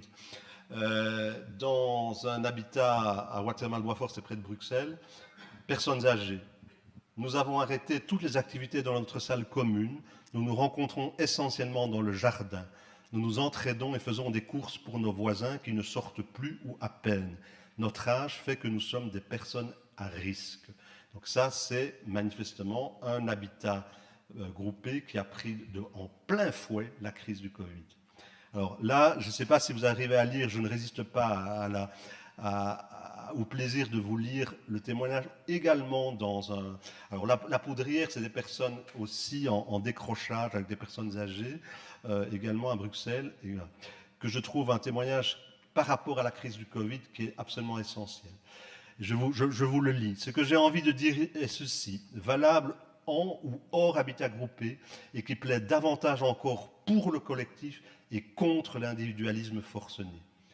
Le confinement, puisqu'on était en plein, ça a été écrit en avril de l'année passée, plein premier confinement, comme en France. Confinement ne va pas à contresens de mes valeurs, il va à contresens de mes réflexes les plus profonds. En principe, quand ça va mal, on se réunit, on se regroupe. Ici, avec la crise du Covid, on nous demande de faire exactement l'inverse, ou en tout cas de nous limiter très strictement aux couples ou au strict noyau familial, parents, enfants. Pour préserver nos santé, ma petite famille et moi avons décidé de nous confiner chacun de son côté. Je découvre, si je devais encore m'en persuader, que vivre ensemble est vital, jusque et y compris la présence physique. Par ailleurs, je suis convaincu que ce confinement est un grand privilège que bien d'autres n'ont pas, autre qu'il faut honorer d'une manière comme d'une autre. Bonne volonté dans l'acceptation du confinement, solidarité quelle qu'elle soit vis-à-vis de ceux que leur situation laisse entassés, sans alternative, isolés dans des appartements exigus. De même, nous aurons, ou nous avons déjà un autre privilège, c'est de choisir de vivre ensemble et non de subir le vivre ensemble. La solidarité est une des lois de la jungle, disait récemment Pablo Servigne. Alors c'est un de nos écrivains célèbres sur la collapsologie, hein, l'effondrement, etc., qui vit d'ailleurs en Drôme maintenant. Et la solidarité est pour moi une loi de la jungle. Pour moi, ça signifie que c'est une loi adaptative. Pour survivre, c'est ma conviction, il faut saluer tous les jours ses voisins, téléphoner à ceux que nous aimons et nous soucier, sans nous montrer intrusifs, mais simplement sociaux, que ceux qui nous entourent sont OK. La solidarité est une loi de la jungle, c'est vrai, mais l'attachement est une loi biologique également. Relisons Bernard Rimet, le partage social des émotions. Pour moi, la solidarité n'est pas un luxe, mais un principe. Nous voulons encourager le vivre ensemble. N'oublions pas que, pour nous, en principe, cela aura une fin. Une solidarité de plus sera de ne pas oublier après ceux pour qui la seule fin, ou la fin seule, est bien sombre. Voilà, je termine en vous montrant, mais je n'ai pas le temps d'expliquer, un groupe de travail de personnes âgées que ma collègue qui travaille en éducation populaire a géré. C'est les retours de personnes qui ont expliqué avec les avantages et les inconvénients de la crise du Covid, les témoignages dans des habitats inclusifs solidaires, des forces et des freins de vivre ensemble. Mais je vais en rester là, puis peut-être lors du débat, si débat il y a, je parlerai d'autres éléments plus liés à la résilience. Mais je ne veux pas monopoliser la parole. Voilà.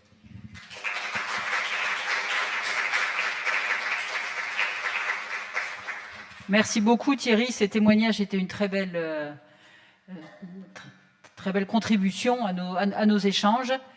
Et donc, je passe la parole à Olivier Frérot. Je vous laisse vous présenter.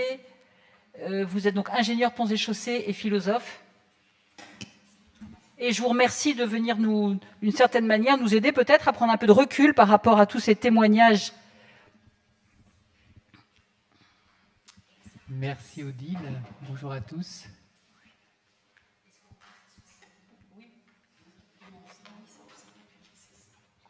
pardon. Voilà, c'est juste après celle-ci. Bon.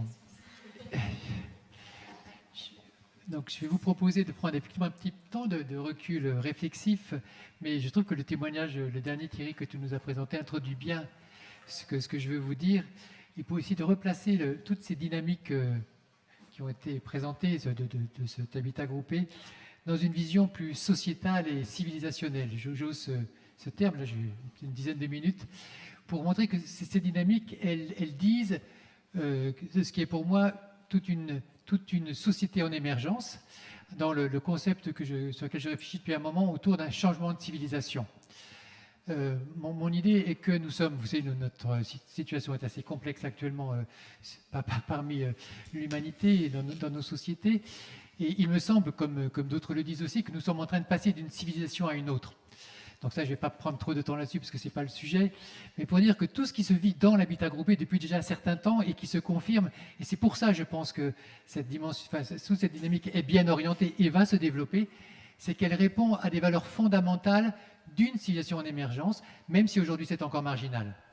Je veux dire par là que nous sommes en train de quitter tout un mode civilisationnel et que nous entrons dans un nouveau, et qu'entre ces deux modes, il n'y a pas vraiment compatibilité. Donc là, souvent dans les conférences que je fais, je parle beaucoup du côté des effondrements. Effectivement, Pablo Servigne est un des penseurs importants des effondrements, mais qui devient aussi un penseur de l'émergence aujourd'hui. Et donc, il y a effectivement tout un univers qui s'effondre, qui fut très fécond, mais qui ne marche plus, ce que j'appelle une civilisation en effondrement, mais qui a fonctionné depuis plusieurs siècles, et une nouvelle arrive, et on est un peu dans le passage entre les deux, et c'est pour ça que c'est compliqué. Donc une civilisation, grosso modo, c'est un système de valeurs cohérent auquel nous croyons tous, et qui fait que nos institutions vont être sur la protection de ces valeurs. Donc pour dire les choses très vite, on passe d'un monde qui est fondé sur les valeurs liées à la rationalité, à l'objectivation, à un monde qui va être fondé sur les relations, la qualité des relations, la relation entre les humains, et pas seulement entre les humains, ça peut être trop dit ce matin, mais aussi avec les non-humains, les animaux, les plantes. Je pense que tout ce qui est partagé dans l'habitat, dans les habitats groupés, qu'est-ce que vous protégez, qu'est-ce que vous développez, c'est bien prendre soin des relations, ça a beaucoup été dit, et non pas seulement des systèmes de gestion, des systèmes de mesure, des systèmes de quantification, où l'ensemble de nos institutions publiques et de nos procédures nous mènent. Et il me semble que vous êtes un peu, quelque part, une pointe avancée, alors encore dans les marches, ça a bien été dit, mais qui va se développer. Alors ça vient de loin, on parle des casseurs, on parle des habitats qui sont là depuis 40, 50 ans et même sans doute avant, et qui sont un petit peu enterrés dans les années 70-80 et puis qui réémergent aujourd'hui, parce qu'il y a comme un épuisement d'une vision rationnelle du monde. Donc ce que je vous présente là tout de suite avec ce que j'appelle moi les 9 valeurs émergentes, c'est des valeurs que j'appelle sociétales, civilisationnelles, qui disent de cette émergence de la puissance des relations entre nous. Et il me semble que dans ce que vous avez dit, ces 9 valeurs émergentes que je présente systématiquement quand j'interviens en entreprise, quand j'interviens à l'université, elles sont vécues dans vos aventures. Et c'est pour ça qu'elles sont appelantes et qu'elles appellent d'autres à y venir. J'ai rapidement les passer en revue. Ce que j'appelle l'individuation, c'est le fait que chacun d'entre nous, on souhaite réussir notre propre vie singulièrement, mais ce n'est pas l'individualisme, c'est que pour réussir ma vie singulière, unique, je ne peux le faire qu'en étant avec d'autres, en faisant des choses avec d'autres qui eux-mêmes s'individuent. Et ma joie, c'est à la fois de me déployer moi-même en voyant les autres se déployer parce que nous faisons des choses ensemble. Donc c'est ce lien entre individuel et collectif qui devient aujourd'hui si important pour les humains, notamment les humains d'Occident que nous sommes. On a été privés de collectif et on a besoin d'y retrouver, mais sans se perdre soi-même. Donc il faut tenir à la fois l'individuel et le collectif, et c'est vraiment été dit, à la fois pour les personnes et les familles, dans l'habitat groupé, c'est bien ça qui se joue. C'est de l'individuel avec ce respect, cette singularité, mais dans un collectif qui est vivant. Si je prends donc oui, le soi, le nous et le tout, c'est-à-dire que la première colonne, c'est plutôt sur l'individuel, le deuxième, c'est plutôt le collectif, et le troisième, c'est plutôt sur le sociétal et l'ensemble de l'humanité, voire la biosphère. Si je prends la deuxième valeur, donc la corporéité, c'est nous sommes des corps vivants, des corps sensibles, des corps affectifs, et ça compte, ça va compter plus, et c'est pour ça que c'est en contradiction avec beaucoup ce qui nous est dit aujourd'hui autour du numérique. Bien sûr que le numérique est important, et que moi je l'ai aussi, mon téléphone portable, et que ça nous aide évidemment, mais au service de nos corps vivants, de nos corps sensibles. Et effectivement, encore là, s'il y a un lieu fondamental pour les humains, c'est habiter, c'est exister très profondément. Effectivement, dans ce que vous développez dans l'habitat, c'est bien prendre soin aussi des corps dans l'habitat, dans les espaces collectifs. Et donc prendre soin de nos corps vivants, ça devient de plus en plus important. La fragilité qui est vue comme une valeur négative dans un monde où il faut être premier de cordée, vous connaissez un peu ce qu'a dit notre président, eh bien non, la fragilité c'est une valeur positive parce qu'elle est une valeur du prendre soin bien évidemment, et ça a été dit aussi tout à l'heure, une valeur créative, c'est-à-dire que effectivement quand quelqu'un est fragile, ça invite le groupe à être créatif, à trouver des solutions, à être inventif. Et si on prend de soin quand je ne vais pas très bien, moi je vais donner ma confiance au groupe. Et parce qu'un jour je ne vais pas très bien, le lendemain je vais mieux, puis ça tourne, cette question des hauts et des bas, ça tourne. Et donc la fragilité est une valeur qui devient très positive quand il s'agit de construire un collectif, parce qu'effectivement, on n'est pas toujours au top niveau, mais ça développe des solidarités évidemment et de la créativité.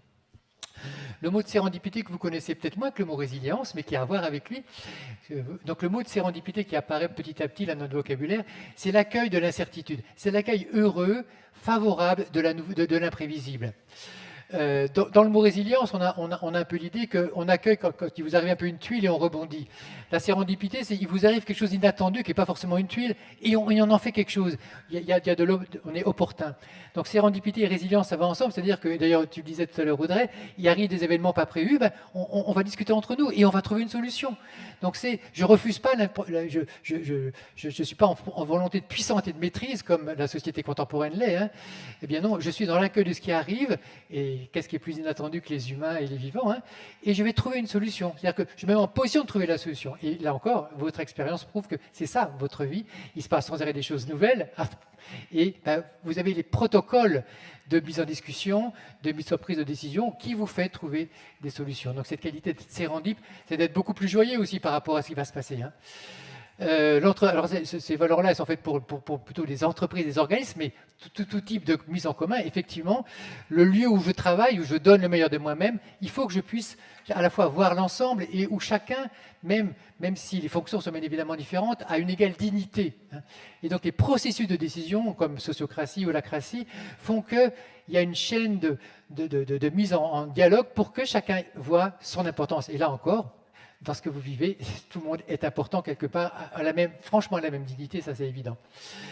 Le management humble, c'est-à-dire qu'effectivement, là encore, ça s'adresse plutôt aux entreprises, mais ça marche vraiment très bien aussi par ce que vous faites là, c'est que aujourd'hui, le monde est tellement complexe que l'expert ne sait plus la solution. Il faut être plusieurs experts autour de la table, et tous les types d'expertise, notamment les expertises citoyennes. Et là encore, c'est donc une certaine humilité, et je ne sais pas, mais en se mettant ensemble, en se faisant confiance, en donnant la confiance, eh bien là, le miracle se passe, les humains sont capables de trouver les solutions. Alors, effectivement, plutôt à petite échelle. Aujourd'hui, ça nous concerne aussi à l'ensemble de l'humanité, parce que les soucis que nous avons sont au niveau mondial, mais c'est la pensée qu'en se mettant ensemble et en réseautant ensemble, on va trouver des solutions. Donc là encore, vous êtes orienté dans ces dimensions-là. Pour ce qui est de la dimension du tout, c'est-à-dire sociétale, c'est-à-dire qu'on est au service de plus grands que nous. Et ça a été dit aussi par, il me semble que c'était Audrey qui disait d'abord on se consolide entre nous, puis on va vers l'extérieur. Je pense qu'on peut aussi faire les deux, c'est-à-dire que finalement l'extérieur, il y a un cercle vertueux entre l'interne et l'externe. C'est-à-dire que vous êtes aussi, et tout ce qui a été dit sur l'accueil des migrants, sur l'accueil des personnes en situation difficile, c'est vraiment de servir les autres. Et ça nous avons une partie de nous-mêmes, alors elle est peut-être plus importante dans les gens qui sont dans les habitats groupés, qui est vraiment donnée à grand. Et on a une joie aussi à donner et à rendre service à grand. Effectivement, c'est ce que vous vivez aussi. Donc là encore, les lieux où ceci se pratique, eh bien, on va faire en sorte que je vais être attiré, je vais rayonner, comme ça a été dit aussi. Parce qu'il y a un souffle aujourd'hui dans ce sens-là. Même si ça reste marginal, on est bien d'accord, mais ça monte. Alors là, vous ne l'avez pas trop dit, mais je pense que ça va venir, c'est que le soin de la planète, c'est-à-dire que, bien sûr, la diversité humaine, la biodiversité humaine et culturelle, vous l'avez. Maintenant, et je pense que vous l'avez aussi, mais peut-être que ça va aller plus loin, eh bien, nous devons aussi prendre soin de l'ensemble de la diversité de la faune et de la flore. Je pense d'ailleurs que dans les habitats, dans l'architecture, dans les jardins, dans l'intérieur, l'extérieur, il y a ce prendre soin aussi, je pense, de l'ensemble de la biodiversité. Donc ce soin de la planète, je crois que vous êtes aussi en mesure de le vivre de façon plus importante dans vos habitats.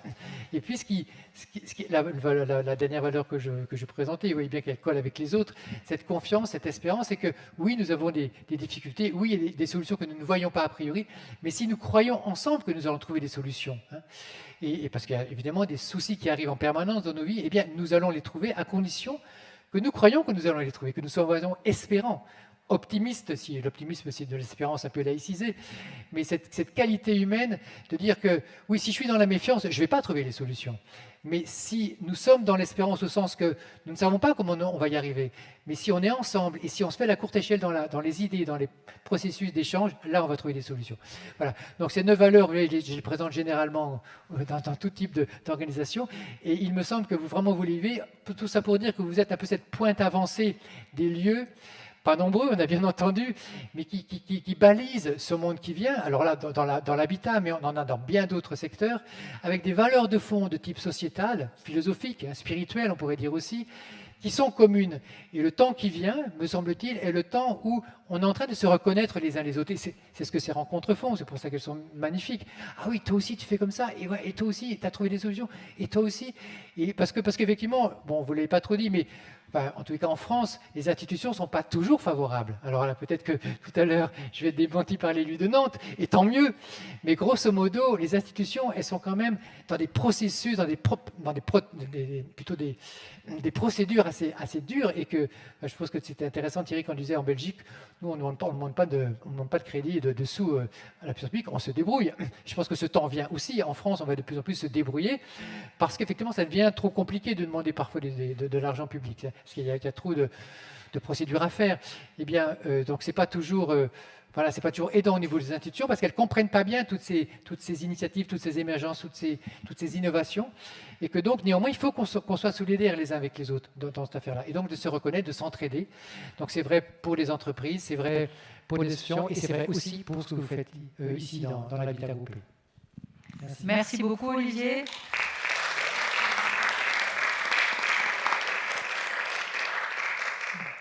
Voilà, je pense que vous pouvez prendre le micro. Exactement, tout à fait. Donc, Valérie Coussinet, élue à la ville de Nantes. Oui, alors du coup, je clôt cette table ronde. Bien évidemment, je vais commencer par vous dire que je partage tout ce qui a pu être dit et je trouve très riche les expériences qui ont pu nous être présentées ici. De ma fenêtre de collectivité, en fait, j'ai été élue à l'issue du premier confinement, donc j'ai vécu un premier mandat pendant la crise sanitaire, donc forcément, ce que je vais vous dire, ça va être assez empreint de tout ce qu'il en reste. Et pour faire le lien avec l'habitat participatif, justement, on a pu se rendre compte au travers des divers témoignages que l'on a pu recueillir, puisque à Nantes, l'habitat participatif existe déjà depuis un certain nombre d'années. Donc on a une personne qui est dans la salle, là d'ailleurs, Marie, qui travaille comme une acharnée dessus. Elle accompagne à la fois les projets en amont, donc au moment de l'émergence du projet. Elle accompagne également aussi pendant le projet, et puis elle suit évidemment après aussi ce qui s'y passe, donc ce qui nous a permis d'avoir quelques témoignages et de démontrer qu'effectivement c'est un mode d'habiter qui a permis aux habitants de subir peut-être un peu moins les effets des divers confinements successifs qu'on a pu observer, et notamment parce que étant donné qu'on était à travailler à la maison avec les enfants, donc il y a des espaces qui sont bien souvent que l'on réserve à un partage qui n'est peut-être pas lié à ça, mais qui sont devenus des espaces de coworking ou des espaces où on a pu avoir des modes de garde d'enfants, donc qui ont permis un certain confort. Ça a permis aussi de de repenser quelquefois le projet. Donc globalement, en fait, on a des familles qui disent avoir eu un confinement beaucoup plus chanceux que d'autres qui se sont retrouvés en rupture totale de lien social. Alors quelquefois, c'était lié à l'endroit où ils habitaient, parce qu'ils n'avaient pas forcément de lien avec leurs voisins. Et puis quelquefois, des gens qui ont eu peur et qui se sont eux-mêmes isolés. Et ça, je crois que quand on est dans un habitat participatif, je pense pas, enfin je ne sais pas si vous allez me redire ou pas, mais je ne pense pas qu'une personne puisse arriver à un tel niveau d'isolement, en fait. Je ne sais pas, vous le direz peut-être après. Je voudrais aussi faire le lien, parce que l'habitat participatif, ça dépend parfois de ce que l'on met derrière. Pour moi, dans participatif, j'y vois le fait de partager un espace et de participer à la vie commune de cet espace. Et comme ma délégation, elle est multiple, je n'ai pas en charge que l'habitat participatif, je m'occupe également de la vie étudiante et du logement des jeunes.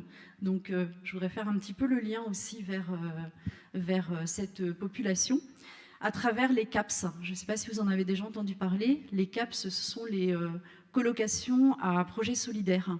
Et là encore, on s'aperçoit que dans ce type d'habitation, les étudiants ont mieux surmonté la crise sanitaire. Ils se sont moins retrouvés en difficulté de précarité alimentaire, ils se sont moins retrouvés en isolement, ils se sont sentis utiles parce que le principe des CAPS, hein, c'est une colocation de 2 ou 3 étudiants qui s'engagent à donner 2 à 3 heures de leur temps sur le quartier où ils habitent. Donc ça peut être ça va de l'aide aux devoirs à de l'animation dans un immeuble, à aller faire des courses pour des personnes plus âgées, etc. Et on se rend compte, voilà, aussi que dans ce type d'habitat qui est quand même très proche de ce qui a pu être décrit par Myriam ou par Audrey, par exemple, on retrouve en fait des solidarités similaires et surtout ça permet aussi de se tourner vers le quartier. Donc ça va au-delà en fait de son espace de vie commune. Donc évidemment, il me semble pour moi, il me semble important d'inclure ces modes d'habiter dans nos politiques publiques et de les développer le plus possible. Pourquoi ? Pour diverses raisons. Parce que déjà, d'une part, on voit bien que c'est un merveilleux outil qui permet de créer du lien social et de lutter contre l'isolement. C'est aussi, d'une manière un peu plus tournée vers l'écologie, c'est un moyen d'optimiser les espaces et de lutter contre l'étalement urbain. Mais c'est aussi souvent avoir des projets de construction plus qualitatifs. On emploie beaucoup de matériaux biosourcés aussi dans ce type d'habitat. Ça permet de créer une mixité sociale, intergénérationnelle. Je reviendrai un petit peu sur la mixité sociale juste après.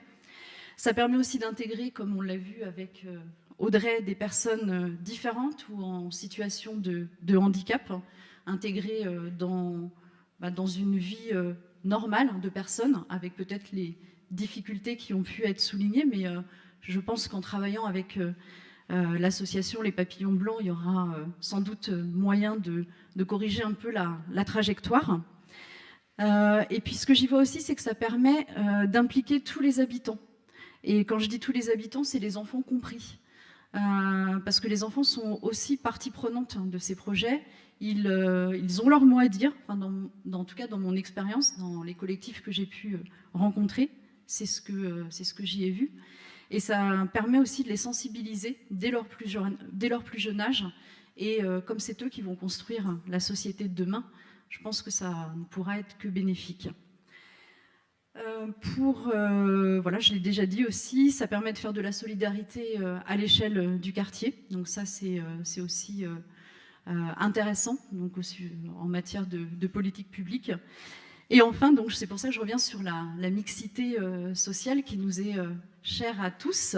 On a tous l'ambition de créer de la mixité sociale. Donc on le fait. Il y a des lois maintenant qui nous y obligent de toute manière. Mais le fait de créer de la mixité sociale, de mettre des gens avec des revenus différents, qui arrivent de milieux différents, ça ne veut pas dire qu'on va les faire vivre ensemble, en fait. On les fait bien souvent, on constate que dans un habitat classique, ils vont vivre côte à côte. Et pourquoi ? Parce qu'ils n'ont pas vraiment la plupart du temps, il n'y a pas vraiment d'espace partagé. Ils vont se rencontrer aux boîtes aux lettres, dans les ascenseurs, dans l'escalier, mais il n'y aura pas ce lien en fait que peut permettre de créer l'habitat participatif. Donc voilà, pour toutes ces raisons, et j'étais déjà convaincue avant de démarrer ce mandat. Je pense qu'on a, en tout cas dans nos politiques publiques, on a tout intérêt à le prendre en compte et à être, pour reprendre un petit peu le rôle que nous a décrit Thierry, nous aussi en tant que collectivité, on doit être facilitateur de ces projets. Voilà, je vous remercie.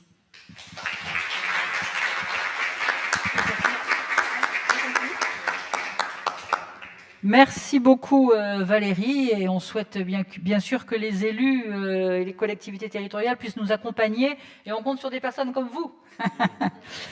Alors écoutez, le temps nous étant compté, je vous propose de poursuivre nos échanges en petits groupes dans les temps de repos qui vont se présenter ce soir, demain midi, demain soir à l'hôtel de ville, etc. Et là, de ménager un tout petit temps pour changer d'espace, passer boire un petit coup, puisqu'à 16h, on se retrouve dans l'amphi. À 16h15. Ah bah du coup, on a le temps d'une question ou deux, alors excuse-moi. Ah, je croyais que c'était 16h. Alors, excusez-moi. Alors, si on a 16h15, on a le temps. Alors, est-ce que Jean-Louis veut bien reprendre les questions? Alors, ouais, une ou deux questions, excusez-moi. Excusez-moi, un peu une ou deux questions.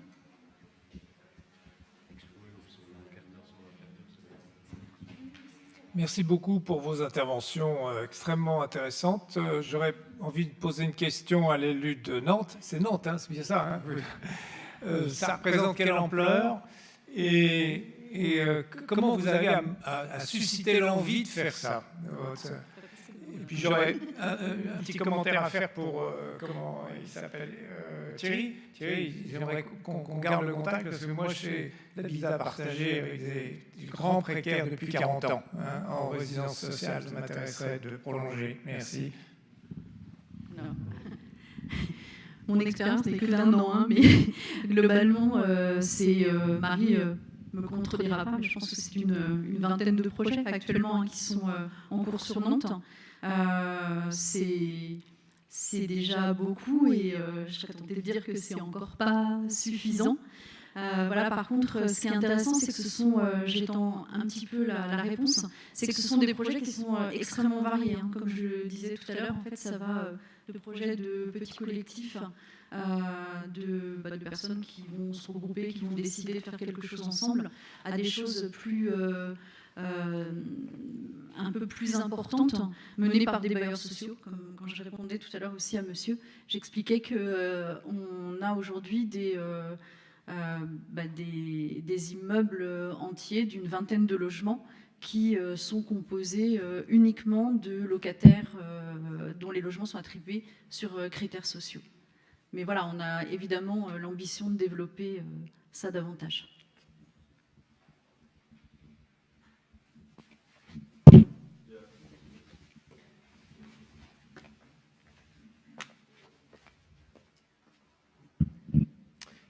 Bonjour, moi j'avais une question par rapport à l'accueil des publics plutôt migrants, parce que vous en avez parlé, mais les solutions qui ont l'air d'être trouvées via les accompagnements, notamment des structures qui les prennent en charge, ont l'air d'être des choses très temporaires. Est-ce que ça vous est arrivé d'intégrer cette question, mais d'une manière beaucoup plus pérenne, en proposant éventuellement des logements, du coup, avec une intégration, on va dire, beaucoup plus pérenne pour ces personnes, le logement étant une des premières clés de l'insertion des personnes sur les territoires. Et la deuxième question, c'était sur le système dont vous avez parlé, excusez-moi, des BRICS, qui m'intéresse particulièrement, et notamment du coup pour les populations jeunes, puisque du coup le prix du foncier est en train d'exploser complètement dans beaucoup d'endroits. Et la précarisation du travail devient de plus en plus importante aussi. Donc ça m'intéresse d'en savoir peut-être un petit peu plus. Alors, je veux bien répondre pour la première partie de la question. Moi, je vis dans un habitat groupé donc depuis 30 ans, dans le nord de la France. Et on a eu l'expérience d'accueillir pendant 18 mois une famille d'émigrants, en fait de réfugiés. C'était pendant la guerre des Balkans. Et ça s'est très bien passé, bien sûr. Mais quand on a fait ce débriefing au sein de notre habitat après, on s'est dit que finalement, pendant ces 18 mois, la vie d'habitat groupé, elle avait quand même été très différente. Et que finalement, notre idée première en ayant ces locaux communs, ils n'étaient pas destinés à un accueil de longue durée, qu'ils étaient destinés à plein d'autres choses, et que finalement, ils avaient pris une direction un petit peu, sans qu'on s'en rende compte, vers quelque chose qu'on n'avait pas choisi. Donc bien sûr, la question d'accueillir une famille de réfugiés sur le long terme se pose et était parfaitement honorable, mais on s'est demandé si c'était le lieu. Est-ce que c'était le lieu de... Et d'ailleurs, par la suite, les années qui ont suivi, on a changé de mode, notre expérience s'est transformée, puisque actuellement, on a choisi d'accueillir 1 mois par an, un peu comme le même mode qu'au passage à Grenoble. Nous, c'est 1 mois par an, on accueille une famille de réfugiés en lien avec une association lilloise qui gère les papiers, l'administration, etc. On est juste lieu d'accueil, on ouvre la porte et pendant 1 mois, on a quelqu'un, on ne sait pas qui il est, ni d'où il vient. Et au bout d'1 mois, on sait qu'il repart. Et ça nous convient bien à nous parce qu'on sait que notre fonctionnement en habitat participatif, eh bien, il continue, mais en même temps, cet accueil fait complètement partie de nos objectifs, de nos valeurs, et que pendant 1 mois, cette personne, on va avoir beaucoup d'échanges avec elle, et il y en a même beaucoup qu'on a continué à voir par la suite. Voilà, donc pour répondre à la question d'un accueil de longue durée... Moi, je veux bien rajouter, parce que du coup, j'ai certainement pas été claire, mais nous, c'est de l'accueil longue durée qu'on fait, mais au sein d'une boucle, c'est-à-dire on est 3 familles à accueillir chacun 2 semaines, et donc on accueille 2 semaines toutes les 6 semaines, ce qui permet en fait à la fois de faire ce que tu disais, c'est-à-dire qu'on n'est pas sur de l'accueil 100%, et ce qui permet quand même d'avoir un usage de nos espaces communs, qui est quand même l'objectif principal, faut quand même se le dire. C'est-à-dire que c'est bien d'être solidaire, mais à un moment donné, si on doit payer un Airbnb à nos familles, ça commence à être un peu lourd, en fait. Donc voilà, donc c'est bien de trouver un équilibre au sein de l'habitat. Donc nous, on a notre équilibre, c'est d'accueillir 2 semaines toutes les 6 semaines. Mais du coup, c'est un accueil longue durée, c'est-à-dire que les personnes qu'on a accueillies, c'est pendant 2 ans, jusqu'à ce qu'elles aient leur papier. En fait. Et donc, il n'y a pas temporaire, en fait. On est vraiment sur la durée. Mais voilà, c'est ça que je trouve intéressant aussi sur la notion d'accueil passé par une association, c'est qu'il y a cet espace, enfin voilà, cette organisation en boucle qui permet de ne pas être quand même en permanence avec des personnes. Voilà. Merci. Et pour les briques, on passe Thierry ?